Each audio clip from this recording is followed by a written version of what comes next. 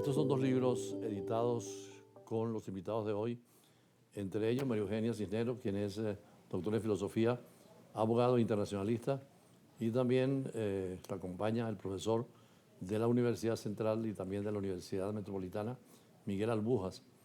Son dos libros que tienen que ver con la filosofía. Uno es sobre Marx revisitado, variaciones sobre un pensador incómodo de Miguel Ángel Albujas, y en el otro sí tenemos los artículos también de varios profesores. Explícanos el contenido de estos dos libros, dónde pueden conseguirse y el pensamiento filosófico que contiene. Fíjate, en el caso de los dos libros, como son editados en España por la editorial Magrao Gil, se pueden conseguir en Amazon, en todo el mundo.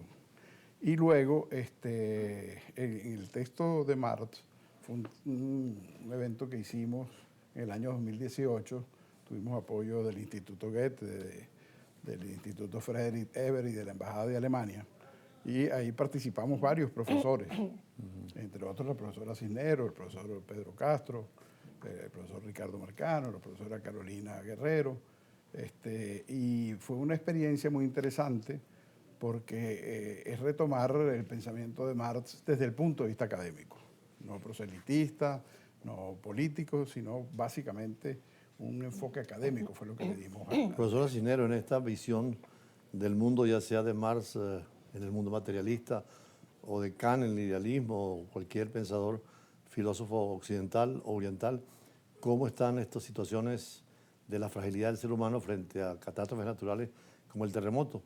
Claro está que en estos libros hay discusiones sobre otros temas, pero aprovechando la presencia de ustedes y por esta semana, una reflexión sobre esa fragilidad del ser humano y la resiliencia que hay frente a los fenómenos naturales.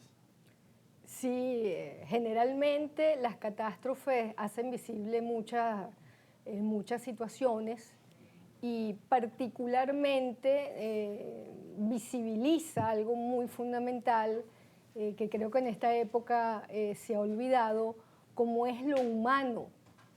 ¿Qué es lo que hace humano al hombre?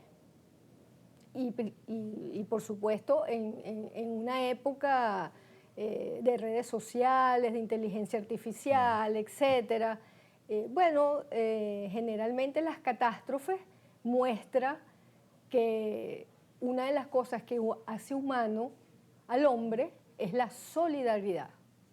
Ahora, es la compasión, claro, es la piedad. Es que el otro que está tapiado pude haber sido yo y no lo soy. Ahora, eso que es lo otro, que es el terremoto, en este caso, ¿es producto de un designio divino? ¿Está todo previsto? ¿O estamos al margen de esa concepción medieval, religiosa, del destino que se dio mucho en la discusión entre Voltaire y Rousseau a raíz del terremoto de Lisboa en 1750? Sí, bueno, fíjate, comienzo con una reflexión de Blaise Pascal, ¿no? Él dice que el hombre es una caña que piensa. He pensado mucho en estos días. Muy frágil, ¿no? Como caña. Extremadamente frágil. Se parte con cualquier cosa, pero tiene la capacidad de pensar. Y es ahí donde la filosofía juega un papel importante. ¿Cómo podemos hacer para racionalizar en términos de, digamos, un pensamiento organizado, una tragedia como la que estamos viviendo los venezolanos? Entonces la filosofía juega un papel fundamental ahí. Aquí hemos tenido unos sacerdotes hablándonos de la dimensión religiosa, médicos hablando de la dimensión de la salud, geólogos hablando de la dimensión telúrica o material física. ¿Qué diría un filósofo frente a esta situación del terremoto de Caracas? Bueno, fíjate, primero la filosofía se opone a cualquier concepción religiosa. Eso en el siglo XIII, en el siglo XII, ya esa relación no se da. La filosofía es pensamiento racional. Lo que buscamos es explicar en términos de una racionalidad cómo podemos atender al otro, un poco lo que decía la profesora. Pero eso no descarta lo teológico, la proyección de la divinidad. No. Solo que son dimensiones distintas, porque la religión es un asunto de fe, la filosofía es un asunto racional. Entonces, ¿cómo enfocamos desde el punto de vista racional la atención, por ejemplo, el tema de la solidaridad? ¿Cómo podemos contribuir a que esta situación, que es compleja, sea lo menos compleja posible para la gente que está sufriendo y explicar el estado de conmoción en el que está viviendo el país? Es un choque emocional lo que tenemos. Entonces es importante, por ejemplo, desde la filosofía hacer una ayuda psicoemocional y ese tipo de actividades que es lo único que podemos hacer frente a la naturaleza. Ahora, profesor Cisneros, usted que también es internacionalista, esa actitud tan distinta, por ejemplo, de los pensadores o filósofos orientales, el caso del terremoto de Japón y en el caso de Occidente, frente a la muerte y frente a la tragedia? Totalmente opuestas, son dos culturas totalmente diferentes. Nosotros no somos orientales, somos occidentales, y por eso es que este tipo de situación nos afecta muchísimo, porque los occidentales estamos acostumbrados a la certeza y al piso, y cuando A la se razón, mueve el ¿no? piso, cuando se mueve el piso no sabemos qué sucede. Y la catástrofe precisamente nos muestra a los seres humanos que nuestra realidad algunas veces es el vacío, es el abismo, y no estamos preparados para eso. Entonces, ¿qué le decimos al profesor Miguel sobre la racionalidad, la razón de que se impone? Estamos ante un mundo de incertidumbre, y un mundo Le decimos esta frase: la filosofía salva. pero sigue siendo la razón, aunque siempre tiene el recurso de lo teológico, lo espiritual, ¿no? Sí, claro, no, eso es un asunto ya de tipo personal. El tema es que enfocarlo académicamente necesariamente nos lleva a que el tema de la filosofía siempre ha estado vinculado a la muerte. Mira, viejos profesores en la escuela repetían una frase que a mí siempre me llamó mucho la atención. Decía, la filosofía, para una de las cosas que sirve es para que uno le pierda el miedo a la muerte. Es lo que decía Aristóteles, ¿no? Lo decía, Sobre todo Sócrates. sí, el propio Platón en el Fedón, cuando hace un análisis precisamente sobre el tema de la muerte de su maestro. Es que el nacimiento de la filosofía está vinculado a la muerte. El impacto que tiene la muerte de Sócrates en Platón es fundamental para el desarrollo del pensamiento racional. Por eso el aprender a morir siempre, no filósofo. Sí, señor, así es. Y en el caso... Sí, pero ahí hay que incorporar, muy importante, a Heidegger con su noción de la inmanencia de la muerte, porque es lo que hemos vivido ahorita. Este tipo de catástrofe te hace visible la inmanencia de la muerte, la experiencia de la muerte, O sea, que nacemos para morir, que prácticamente. es estremecedora. Nacemos para morir, como dice Heidegger en ese Dasein.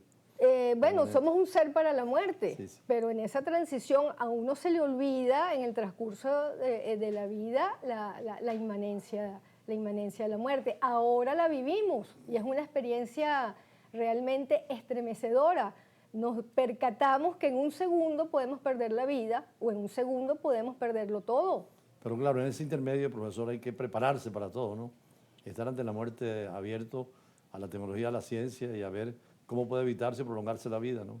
Bueno, la inmanencia de la muerte tiene una ventaja, la experiencia de la inmanencia de la muerte, que es que probablemente eso hace que el ser humano se vuelva y escuche el llamado de su conciencia y realmente se vuelva a sí mismo para ocuparse de lo que le corresponde, que es,